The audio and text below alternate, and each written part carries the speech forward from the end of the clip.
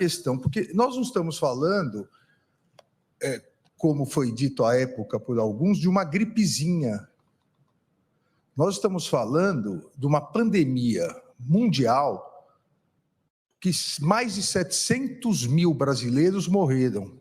O Brasil foi o segundo país do mundo em números absolutos, não por 100 mil habitantes, não em percentuais, mas em números absolutos, o segundo país do mundo com maior número de mortes. Não por acaso, o primeiro, à época, foram os Estados Unidos, porque lá, como aqui, de início houve um negacionismo governamental no combate à Covid. Com muitos argumentos, à época, alguns argumentos como a vacinação, quem tomar vacina vira jacaré, era um dos efeitos colaterais da vacinação. O outro, que as redes sociais muito divulgaram, que, na verdade, a pandemia é de uma conspiração chinesa para instalar na vacina um chip e o Brasil virar comunista. Tudo isso que hoje parece risível, à época foi trazido para que as pessoas não se vacinassem. E o Brasil foi demorando para importar vacina. E aqui é importante, porque, infelizmente, o ser humano tem memória curta, parabenizar o Instituto Butantan.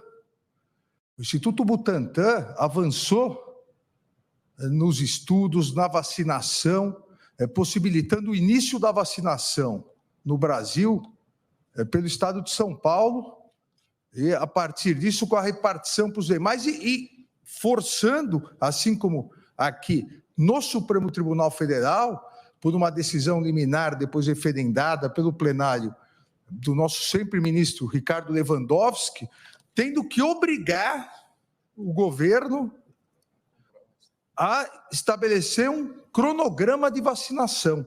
Então, é importante lembrarmos isso, porque o que estamos falando é que um determinado município, num determinado momento de pandemia, resolve que não se pode exigir comprovação de vacina.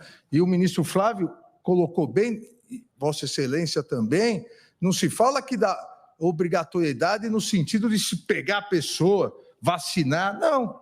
É compulsoriedade. A pessoa não quer se vacinar, ela quer se prejudicar, mas ela não pode prejudicar os demais, ela não pode contaminar os demais na escola, na faculdade, na repartição pública, na empresa.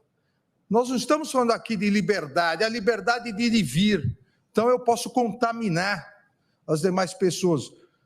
Os mesmos negacionistas que defendiam isso não admitem que uma criança com sarampo ingresse na sala onde o seu filho está tendo aula. Então, é essa a questão e é esse o momento em que foi editada a lei.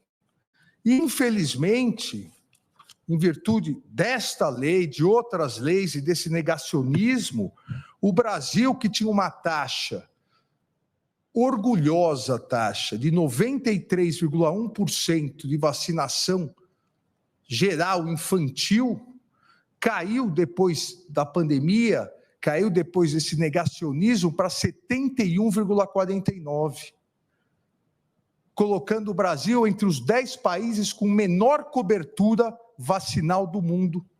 Aqui é a Fiocruz que coloca os dados. O Brasil sempre se orgulhou de ter a sua vacinação, da sua população aderir à vacinação. Lembremos que até um símbolo, ministro Flávio, ministro Zanin, um símbolo nacional de saúde, que era o Zé Gotinha, foi extirpado por um tempo do país, foi exilado do país. Caímos, repito, de 93,1% para 71,47%.